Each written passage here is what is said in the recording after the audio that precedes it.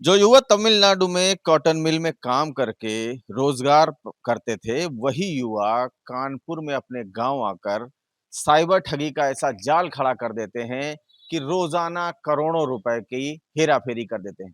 दरअसल Kanpur commissionerate police ने जिस तरह से 17 गाड़ियों से 70 पुलिस कर्मियों के साथ में घाटमपुर के रेवना गांव में छापेमारी की, तो सबके होश उड़ गए।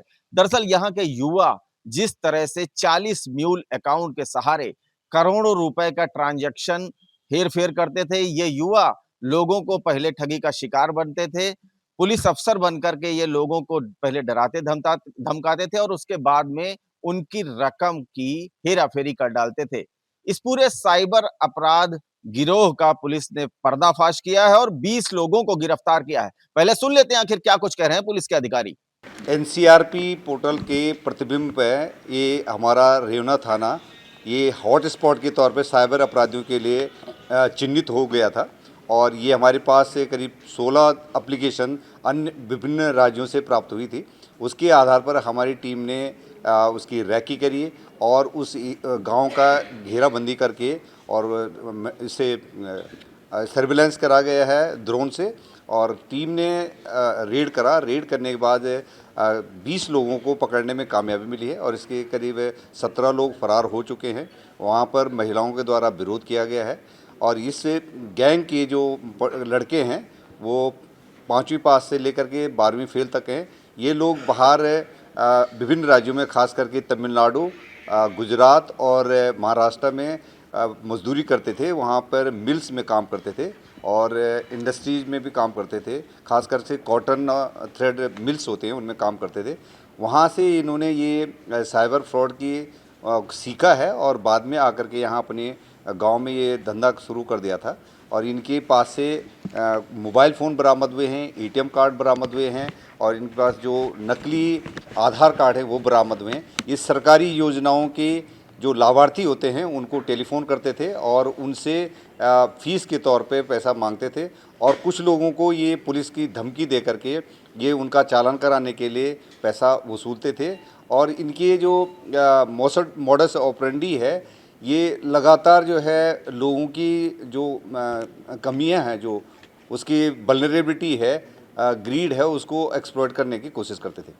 सर ये क्या जमताड़ा जो है पूरा मामला उनको भी लोग कितने समय से नेटवर्क एक्टिव था इस गांव में? इस गांव में हमने अब 4 साल से कम से कम ये यहाँ पर काम कर रहे थे और जैसे ही वहाँ पर रेड की जाती है, पहले भी प्रयास हुए हैं तो ये फरार हो जाते थे। इनके द्वारा विभिन्न राज्यों से खास करके कर्नाटका, झारखंड, छत्तीसगढ़, मध्य प्रदेश, उड़ीसा और दिल्ली में फ्रॉड की घटनाएं की गई हैं और उनकी यहाँ पर से ही ये सिम और इनके मोबाइल फ़ोन की लोकेशन रही है, जिसके आधार पर इनको लोकेट किया गया और आज रेड करने पर इनकी गिरफ्तारियां संभव हो पाई। लगभग 4 साल से ग्रुप एक्टिव था, लोकल था, नेशनल की पुलिस थी या चौकी की पुलिस थी, उन तक ये अभी तक क्यों नहीं बात पहुंच पाई? ये जैसे ये कभी घटना कारित करते पुनः भाग जाते थे, अन्य राज्यों में चले जाते थे, फिर इनको लोकेट करना और फिर इनका इंतज़ार करना। तो हमारी टीमें ऑब्जर्व कर रही थी इधर लगातार इनके खिलाफ जो एप्लीकेशन आई, इसीलिए जो है ना इसमें काफ़ी दिनों की मशक्क़त के बाद इनको आइडेंटिफाई करा गया, सर्विलांस करा गया और घेराबंदी करके ही इनकी गिरफ्तारी हो पाई है। एटीएम इनको सिम कार्ड कहां से अवेलेबल होते थे इतनी सारी? सिम कार्ड इनके पास से काफ़ी सिम कार्ड्स मिले हैं और इनके म्यूल अकाउंट्स इनके मिले हैं। ये इनके यूपीआई और इनके पास खाते मिले हैं और इनके जो सिम कार्ड हैं इनके कई अपने नाम पे हैं और कुछ कई इनके फेक अकाउंट है, फेक सिम नाम पे इनके जैसे फर्जी आधार कार्ड है उसके बेसिस पर इन्होंने इश्यू कराया है। सर जामताड़ा तो खुद ही ठगों का गढ़ है, वहाँ के कितने लोगों को ठगा इन लोगों ने? वहाँ से भी एक कंप्लेन हमारे पास जामताड़ा से भी आई है, इसलिए हम कह रहे हैं कि जहाँ ठग रहते हैं उनको भी इन्होंने ठगा है। सर पुलिस ने कैसे सुनिश्चित किया कि मैक्सिमम लोगों को पकड़ा जा सके और पेमेंट कंप्लीट हो? ये कई दिन की एक्सरसाइज हमारे डीसीपी, एडिशनल डीसीपी और एसीपी द्वारा की गई है। टीमें गठित की गई थी। सर्विलांस जो है ह्यूमन इंटेलिजेंस के साथ साथ जो है टेक्नोलॉजी का इस्तेमाल किया गया था और हमने बाद में ड्रोन मॉनिटरिंग करी गई और एक साइमल्टेनियस रेड करी गई है और भारी संख्या में पुलिस बल से पूरे गांव का घेराबंदी करके ही हम लोग इन लोगों को अरेस्ट करने में कामयाब हो पाए। ये अभी तक हमारे पास अभी तो इमीडिएट में एक 1.25 करोड़ के आसपास का डिटेल मिला है और प्रतिदिन ये लोग 50,000 से लेकर के 1 लाख के बीच में ये कमा देते थे और कई लोगों को ये अटेम्प्ट टेलीफोन करते थे और कई लोगों को अटेम्प्ट करने के बाद कुछ सक्सेसफुल होते थे और कुछ में इनको कामयाबी नहीं मिल पाती। हम अभी तक जो इनसे पूछताछ हुई है तो 20 लोग हम अरेस्ट कर पाए हैं और 17 लोगों के हम डिटेल हमारे पास हैं जो फरार हो चुके हैं। रेवना गांव के लोगों को शायद इस बात की जानकारी भी नहीं थी कि उनके घर के बच्चे एक बड़ा साइबर रैकेट संचालित कर रहे हैं।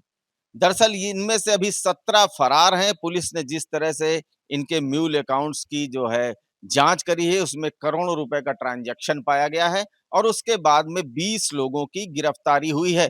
इनके पास से कई अहम दस्तावेज भी बरामद हुए हैं, नकली आधार कार्ड भी इनके पास से बरामद हुए हैं और उसके बाद में गांव में, पूरे गांव में दहशत का माहौल है। सुनिए वो परिवार आखिर क्या कुछ कह रहे हैं जब उनके घर के बच्चे इस तरह से साइबर स्कैम में फंसे हुए पाए गए हैं। हम ग्राम प्रधान रतगांव प्रमोद कुमार हमारा नाम है। हमारे गांव को जो भी बच्चे पकड़े गए हैं इस प्रकरण में वो गलत जगह भटक गए थे, ऐसा अब आगे से नहीं होगा। हमारे गांव के जो नागरिक हैं वो नहीं जान पाए इस बात को कि ये गलत काम कर रहे हैं। अब उनको उनके माता पिता उनको डांट के अपनी रास्ता में लाएंगे और हमारा सारा गांव ऐसा नहीं चाहता कि गलत काम करें और ना होने देंगे। इसके लिए हम भरपूर प्रयास करेंगे। गांव वालों को तथा उनके अभिभावकों को, माता पिता को ये नहीं मालूम था कि हमारे बच्चे क्या कर रहे हैं क्या नहीं कर रहे हैं। अब आगे से वो उनको डाइट करेंगे। ठीक। पुलिस ने पकड़े गए 20 आरोपियों से पूछताछ तेज कर दी है क्योंकि कानपुर में लगातार साइबर अपराध की घटनाएं बढ़ती जा रही थी, क्योंकि कानपुर एक औद्योगिक क्षेत्र है और उस लिहाज से भी लगातार कमिश्नर पुलिस इस मामले में जुटी हुई है कि किसी तरह से इन साइबर अपराधियों की जड़ तक पहुंचा जाए। ऐसे में रेवना गांव के बच्चों को जिस तरह से पुलिस ने पकड़ा है, जो ये युवा थे इनको जिस तरह से पुलिस ने गिरफ्तार किया है, इनके पास से कुछ और भी सुराग पुलिस के हाथ लग सकते हैं। अमरउजाला.com के लिए मैं प्रसून शुक्ला। आपके राज्य की खबरें, आपके शहर की खबरें सबसे पहले जानने के लिए देखते रहें अमर उजाला। चैनल को सब्सक्राइब जरूर कर लें और पाएं हर अपडेट।